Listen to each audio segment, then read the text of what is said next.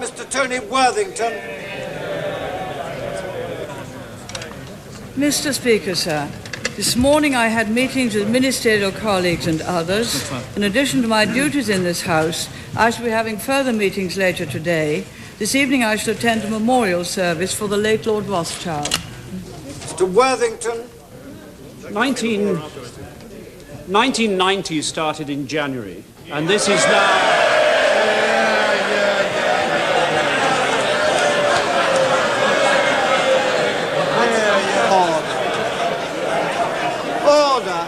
Order. It takes up a lot of time. Mr. Worthington. 1990. Order. This, well, it's to the detriment of honourable members who I will not be able to call. This is now May. Losing charge.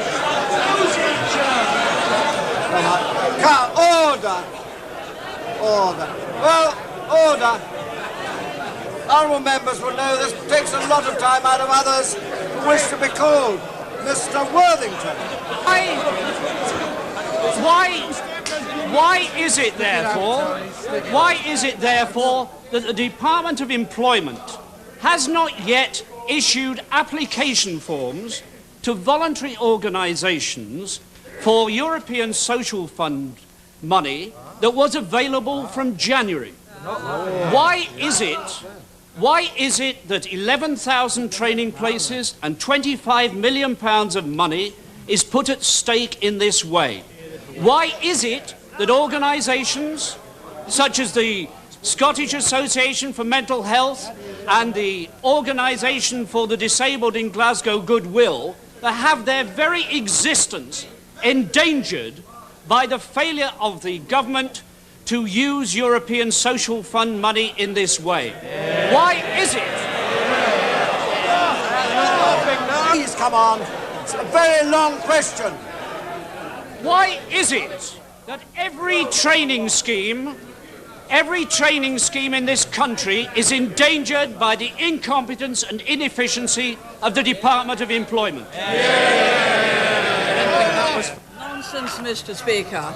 It would seem from what the honourable gentleman said at the beginning that there's still time for both forms to be issued and for applications to be made for those forms. So may I remind the honourable gentleman that the people who attempted to defeat training schemes in this country were the trade unions who fought the youth training scheme and who fought the employment training scheme. William Clark. I refer my honourable friend to the reply which I gave some moments ago. Sir William Clark. Would my honourable friend today compare the actions of Hillingdon Council and Merton Council? Because is she aware that in Hillingdon, which has just become Conservative controlled, the community charge is being reduced by £70 this year. 77. Whereas, as far as Merton is concerned, which has just become Labour controlled, they have promised to double the community charge next year. And would my right honourable friend not also agree that if we look at the Labour-controlled councils in London, the average community charge is £445, whereas Conservative-controlled councils in London, the figure is £294. And it consequently means that living in a Labour-controlled council means an extra bill of £3 a week. Yes, Mr. Speaker, I'm grateful to my honourable friend. This proves that Conservative councils not only cost you less but give you better service, as Hillingdon in fact has increased the amount spent on education and increased the amount spent on the elderly and the handicapped. It proves that Conservative councils cost you less and give you much better service and very little money. Bill Kinnock. Would the Prime Minister acknowledge that last week's higher inflation figures were largely a result of higher interest rates, higher mortgage rates, higher rents and the poll tax? And would she confirm that these are all directly her policies? Would she accept that she is therefore not just the Prime Minister of inflation, but the prime causer of inflation? May I remind the right honourable gentleman that local councils set the community charge. That if local councils had not, that if local councils had not overspent to the tune of £3 billion, that retail price index would be 1% lower than it is, and that the biggest overspenders were Labour. So he bears some of the blame. Isn't that typical, Mr. Speaker? Here we are with the major components of the rise in inflation identified as a consequence of government policies, and the Right Honourable Lady is trying to blame everybody else. It's a wonder she didn't get the Right Honourable Gentleman for Blaby, Old Bexley and everybody else into that excuse. If the Prime Minister is trying, as she says, to squeeze inflation out, why does she spend so much time cramming inflation in with higher interest rates, higher mortgage rates, higher rents and the poll tax? And why was Labour's policy to persuade...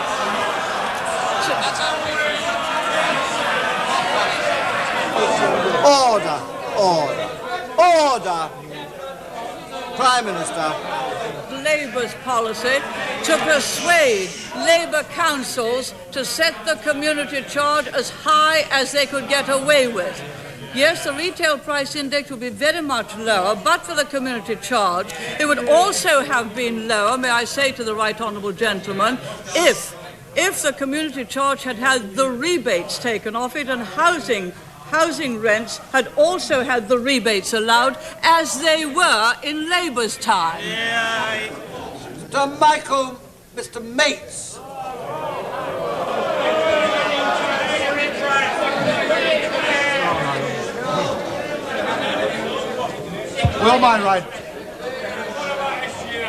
Will my right order? Mr. Mates. Will my right honourable friend take this opportunity to congratulate the leader of the Fine Gael party and the Progressive Democrats in the Republic of Ireland for their robust condemnation of their country's own extradition laws? And next time she meets the Irish Prime Minister, will she convey to him the utter disgust of most citizens of this country, Great Britain and Northern Ireland, at the fact that those wanted to answer charges for terrorist offences continue to be set free in the Irish Republic because the judges say their offences are political? I agree with my honourable friend. Extradition is a very important part of upholding the rule of law and in seeing that people are brought before the courts which can properly hear their case and pronounce innocent or guilty. Clear, short. Sir. I refer the Honourable Lady to the reply which I gave some moments ago. They're short. Mr. Prime Minister, why her government has done nothing about these paedophiles who are posing as social workers and seeking to molest children throughout the country, such as obvious things like issuing a pass to proper social workers and health visitors. Could I also tell her that I recently visited... Could I also tell her that I recently visited the Vice Squad at New Scotland Yard, and the unit that deals with child pornography and other illegal pornography is so overworked they're unable to follow up leads that take them to people who are sexually abusing children. Will she take action to strengthen that unit? Mr. Speaker, I do not accept what the Honourable Lady says. She knows full well that everyone in this House is doing their level best to stop child abuse, to stop people who molest children or who molest women, and that the police are deeply concerned and that many social service departments are doing their level best. And I would suggest that honourable gentlemen opposite are merely playing cheap politics. Mr. Tim Yale, number 4. I refer the honourable gentleman to the reply which I gave some moments ago. You. Without preempting the conclusions of the most welcome review of community charge, which is now being carried out, can my right honourable friend assure the House that the government is not contemplating the introduction into any part of the United Kingdom either a roof tax or a local income tax? And can she further assure the House that, as reported in the newspapers, that these matters will be considered by ministers for longer than the 2 minutes which it apparently took for the roof tax to be endorsed by Labour members of Parliament? Mr. Speaker, I can assure my honourable friend that we certainly should not introduce either a roof tax or a local income tax. It would be the worst of all worlds to have a tax on capital values augmented by a tax on income. It would be a very, very high tax for all citizens. We are considering modifications to the present community charge. We shall be in a position to announce those in a few weeks. They would not, of course, include problems of the structure of local authorities. That is for longer-term consideration. Eddie Ashdown. Does the Prime Minister agree with her Chancellor's forecast of 2 months ago that interest rates would be materially lower by the end of the year? Or does she agree with her Chief Secretary's statement of 2 days ago that in the present dire economic circumstances, any such forecast would be foolish? Which is right and which is wrong? I don't think they're quite as opposite as the right honourable gentleman's question indicated. I would agree with my right honourable friend, the Chancellor of the Exchequer. I would also agree with my right honourable friend, the Chief Secretary,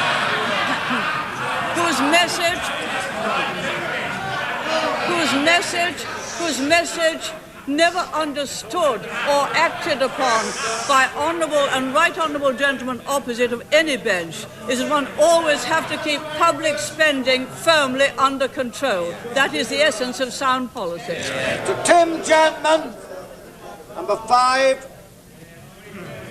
I refer my honourable friend to reply which I gave some moments ago. Gentleman. Is my right honourable friend aware of a document publicised today which rules out statutory incomes policy and abandons the goal of full employment? Given the publicly stated support for low interest rates and high public spending by leading members of the party opposite, would my right honourable friend be surprised to learn that this document has been prepared for the Home Policy Committee of the Labour Party?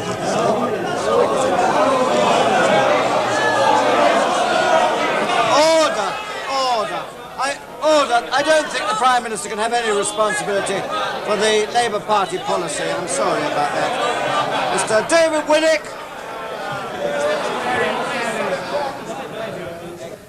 I refer the honourable gentleman to reply which I gave some moments ago. Mr. Winnick. Do we take it, Mr. Speaker, from the answers given to my right honourable friend and leader of the opposition, that the one person who is not to blame for the very high interest rates and inflation rates is the very same person who has headed this wretched administration for the last 11 years?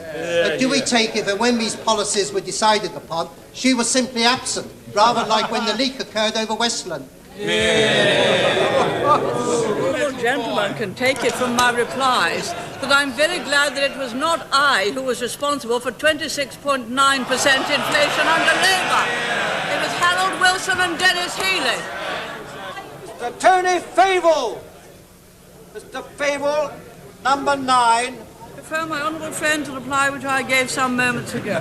Mr. Fable. An honourable member opposite a moment or two ago was talking about the problems of bogus officials posing as social workers. This is becoming an increasing crime. Bogus gas men, bogus electricity men preying on pensioners and others. The only problem is that with identification, that can be bogus too. Has the time now come to have another look at the possibility of a national identification? Speaker, my honourable friend has put up his own solution, but I think he will agree that it's up to every single person to do all they can to support the police in their inquiries and to be on their guard to watch for these people who may come around and check with local social services departments at once if they have any suspicion. That's the only way to protect the children and the families. Mr. David Blunkett. Mr. Blunkett. Mr. Ron Layton. I refer the honourable gentleman to reply which I gave some moments ago. Layton. That there is only one member of her original cabinet left, the rather forlorn and semi-detached Deputy Prime Minister, why doesn't she consider sacking him as well? Then she could shout bingo. And if she were to take the message of the current public opinion polls and to go, we could shout bingo. Order. quite such a light-hearted view of politics. We believe in having the best cabinet, and that's what I've got. Standing order number 20 application, Mr. Alex